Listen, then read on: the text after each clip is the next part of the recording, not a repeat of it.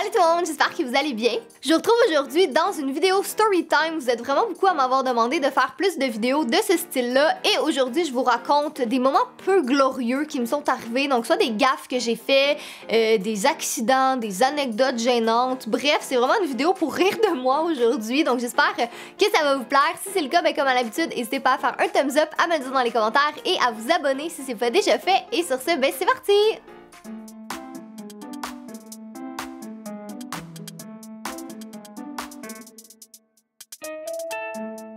Donc si jamais vous me connaissez pas ou que vous êtes nouveau sur ma chaîne, vous allez voir que je suis une personne qui est excessivement gaffeuse dans la vie, mais je pense que vaut mieux en rire qu'en pleurer. Donc voici mes anecdotes et moments gênants.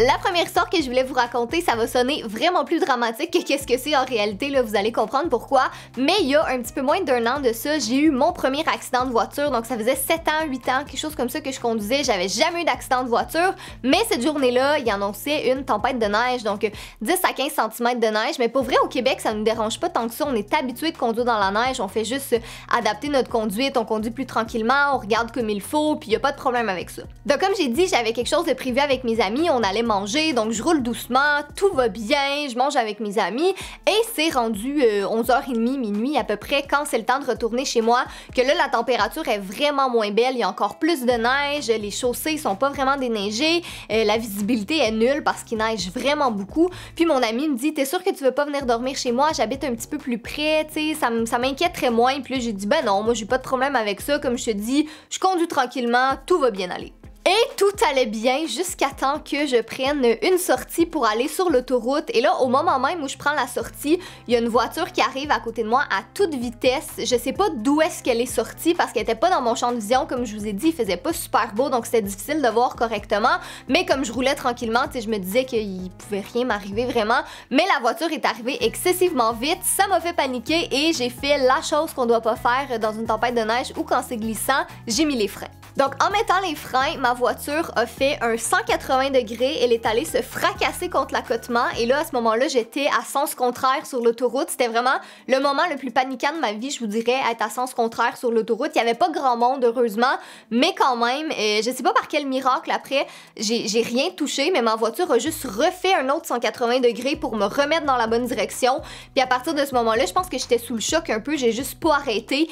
Ma voiture faisait vraiment un bruit bizarre, mais j'ai continué de rouler les 20 km jusque chez moi malgré le fait que je savais pas si ma voiture allait s'arrêter ou comme j'en avais aucune idée, je voulais juste arriver chez moi. Et là c'est en arrivant chez moi que j'ai réalisé que j'aurais peut-être pas dû conduire parce que tout le devant de mon véhicule, donc mon bumper, était arraché au complet, il traînait par terre, j'avais 2 pneus de crevés, puis le côté de mon véhicule, il y avait une grosse bosse aussi, mais comme je vous dis, je pense que j'étais tellement sous le choc que j'ai pas réalisé que je conduisais avec une voiture à moitié brisée jusque chez moi, puis comme ça aurait pu être vraiment pire que l'accident en tant que tel que j'avais eu, mais j'étais juste trop paniquée, puis comme j'ai dit, c'était mon premier accident, fait que je savais pas du tout comment réagir, mais heureusement, autre que ma voiture qui est encore en vie aujourd'hui d'ailleurs, on a changé les pneus, on a recollé le bumper, tout va bien, elle roule encore, puis moi physiquement, j'ai absolument rien eu, j'ai pas été traumatisée non plus, donc heureusement, ça a vraiment mieux fini, mais c'est la fois où j'ai conduit une voiture brisée jusqu'à chez moi.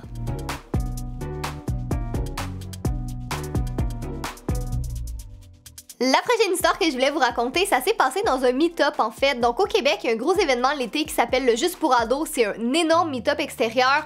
Il y a comme plus de 50 youtubeurs, instagrammeurs, personnalités de la télé québécoise. Et comme c'est un meet-up qui est gratuit, il y a vraiment beaucoup de monde en général. Aussi, la particularité avec ce meet-up-là, c'est que c'est pas les gens qui viennent nous voir, c'est vraiment nous, les instagrammeurs, les youtubeurs, puis tout ça. On se promène dans un long corridor et c'est nous qui allons voir les gens. Fait que c'est vraiment un style de meet-up qui est différent et c'est plus dynamique que tu sais qu'est-ce qu'on peut voir habituellement. Et cette journée-là, il faisait excessivement chaud, très humide aussi. Puis j'avais pas eu le temps de manger encore parce qu'on avait été un petit peu pressé le matin pour partir, mais j'étais tellement fébrile, j'étais super excitée à l'idée de rencontrer tout le monde que la faim me dérangeait pas vraiment. Donc là, on commence le meet-up, tout va bien, on commence à prendre des photos, à parler aux gens, c'est vraiment le fun, mais je commence à me sentir pas trop bien, donc j'ai mal à la tête, je suis étourdie, j'ai des nausées, mais j'en fais pas de cas parce que je me dis c'est vraiment juste parce que j'ai faim, tu sais, je vais continuer le meet-up puis je mangerai après.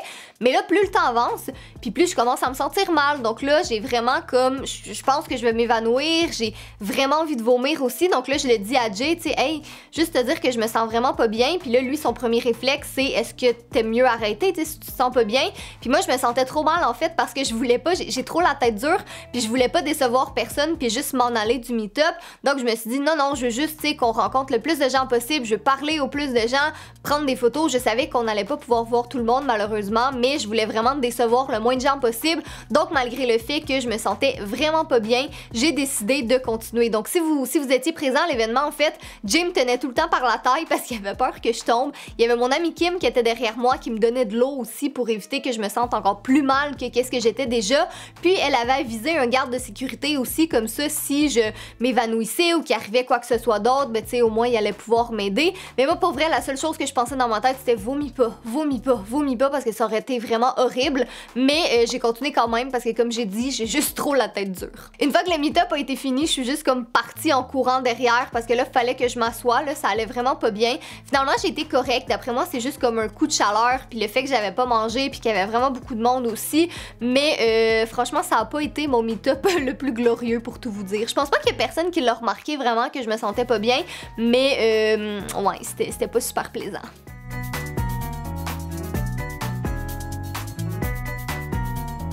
J'ai oublié du chou-fleur dans ma voiture en plein soleil pendant 3 jours, donc je suis allée au supermarché, j'ai acheté plein de légumes, j'ai mis ça dans mon gros sac réutilisable et je l'ai mis dans le fond de ma voiture, puis probablement qu'en conduisant il s'est renversé et que le chou-fleur est tombé en dessous de mon siège de voiture, puis je l'ai juste pas remarqué sur le coup, mais au bout d'une journée, je trouvais que ça commençait à sentir un peu bizarre dans ma voiture, mais tu sais, j'en ai pas fait cas plus que ça parce que je me disais, bah c'est peut-être juste à l'extérieur, tu sais, je sais pas, je me suis pas posé de questions. Mais c'est 3 jours après, quand j'ai dû reprendre ma voiture, que là ça sentait la mort, je vous dis c'était l'horreur. Puis Jay était avec moi puis on se disait comme non mais c'est pas normal là, c'est sûr qu'il y a quelque chose qui est mort dans ma voiture. Donc on commence à chercher et on finit par trouver le sac de chou-fleur qui est en train de se décomposer parce que la voiture est au soleil, c'était en plein été, il faisait comme 40 degrés, c'était horrible.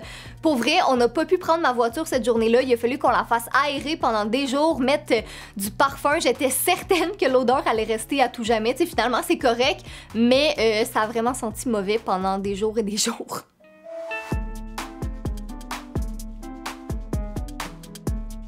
J'aime vraiment beaucoup voyager, j'adore prendre l'avion, mais en 2018, j'ai comme pas eu l'occasion de le faire autant que qu'est-ce que j'aurais voulu. Par contre, des 3 fois que j'ai pris l'avion, sur 3 fois, j'ai failli rater mon avion 2 fois. Donc pour vous mettre en contexte rapidement, j'habite pas très loin de l'aéroport. Comme j'ai dit, j'adore prendre l'avion, je connais bien l'aéroport, ça me stresse pas. Et en plus, comme Jay est militaire, on a accès à quelque chose qui s'appelle le Trusted Travelers. Donc au lieu de passer par la sécurité comme tout le monde, on passe par une sécurité qui est beaucoup plus rapide parce que c'est la même que les pilotes, les agents de bord, les employés de l'aéroport, les militaires et tout ça. Donc c'est pour ça qu'on se permet toujours d'arriver un petit peu dernière minute à l'aéroport parce qu'on sait que ça va vite puis on sait qu'on n'a pas de problème côté sécurité. Par contre, on a appris à nos dépens qu'il y a beaucoup d'éléments qu'on ne peut pas contrôler dans la vie, comme la fois où on est allé au Mexique et on a décidé d'appeler un chauffeur Uber en fait parce qu'on n'avait pas envie de prendre notre avion jusqu'à l'aéroport et malheureusement le chauffeur est arrivé 50 minutes en retard parce qu'il s'est perdu. Donc c'est pas si grave que ça, mais ça nous a mis en retard sur notre planning, ce qui fait qu'on est arrivé à l'aéroport 5 minutes avant la fin de l'enregistrement, puis on avait une énorme valise à faire enregistrer, donc on était certain qu'il allait pas nous laisser passer. Finalement, il n'y avait pas beaucoup de monde, donc il a été super sympathique, puis ils nous ont dit oui, il n'y a pas de problème, allez-y, donc tout a bien été. Par contre, c'est la fois où on a été à New York que là, ça aurait vraiment été catastrophique. Donc ça, je prends le blâme à 100%, là, je veux dire, je sais pas qu'est-ce qui s'est passé dans nos têtes ce matin-là, mais on avait un vol à 6h le matin et on a pensé que c'était une bonne idée de partir de la maison à 4h30, ce qui fait qu'on est arrivé à l'aéroport à 5h10. Là, rappelez-vous, notre vol est à 6h, donc il commençait l'embarquement, donc comme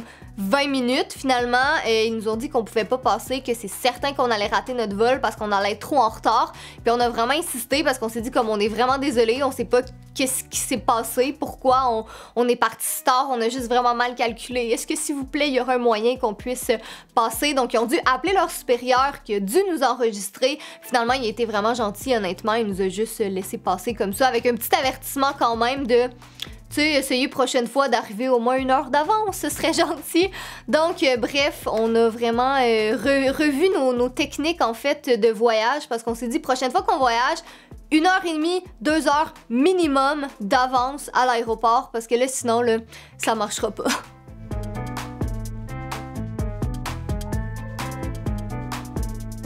Finalement, la dernière histoire que je voulais vous raconter, c'est suite à une vidéo de DIY que j'ai fait sur ma chaîne. Donc, je teste des DIY d'été. Je voulais vraiment essayer des chaussures Galaxy qu'on voit partout sur Pinterest. C'est pas très compliqué à faire, c'est vraiment des chaussures blanches. On met un petit mélange de peinture dessus, puis ça va vraiment faire des chaussures inspiration Galaxy. Donc, je commence à faire le DIY et une fois que j'ai terminé, ben, je me dis que je vais aller déposer les chaussures sur le balcon. Il faisait super chaud cette journée-là, puis je me suis dit, ben, ça va juste se sécher 2 fois plus vite comme ça. Ce que je savais pas par contre, c'est que c'était une journée excessivement venteuse. Donc moi, je dépose des chaussures comme si de rien n'était, je reviens, je m'en vais faire mes DIY.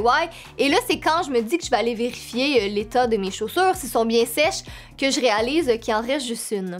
Puis moi, j'habite au 20e étage, donc évidemment que la première chose à laquelle je pense, c'est qu'il y a une des chaussures qui est tombée en bas. Donc je commence à regarder sur mon balcon, en dessous du balcon, je vois rien. Jay s'en vient, il me prête ses jumelles, on regarde, on trouve rien.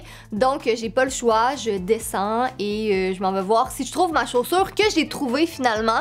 Mais j'ai été un petit peu honteuse en fait parce qu'il a fallu que je raconte à tout le monde qui travaille dans le building où est-ce que j'habite qu'est-ce qui s'était passé, pourquoi j'avais une seule chaussure dans les mains puis pourquoi elle s'était carrément envolée de mon balcon. Donc une fois cette honte passée, je remonte pour réaliser, puis là j'aimerais vous dire que je l'invente, mais je pense que je pourrais même pas inventer quelque chose comme ça.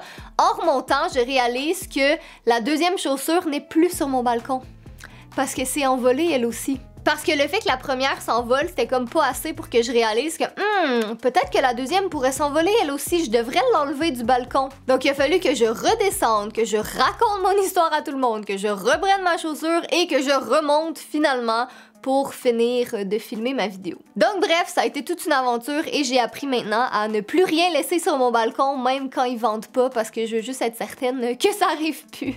Donc voilà tout le monde, c'est tout pour la vidéo. J'espère que ça vous a fait rire au moins un peu. Peut-être pas nécessairement que de moi, mais de la situation en tant que telle. En tout cas, vous me direz dans les commentaires si vous avez des anecdotes gênantes à me raconter. Pour vrai, j'aime toujours ça vous lire. Puis comme j'ai dit, vaut mieux en rire qu'en pleurer. Donc rions tout le monde ensemble de nos anecdotes gênantes. Sinon, ben comme à l'habitude, tous les liens pour me joindre sont en barre d'informations, donc Facebook, Instagram, Twitter et également ma deuxième chaîne qui est Kat et Jay avec mon copain Jay. On est en plein processus de construction de notre maison, de déménagement, donc si ça vous intéresse, tous les vlogs sont sur cette chaîne-là.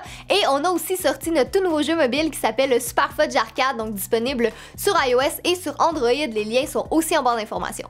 Donc encore une fois, un gros merci d'avoir regardé et nous on se retrouve la semaine prochaine dans une autre vidéo. Bye!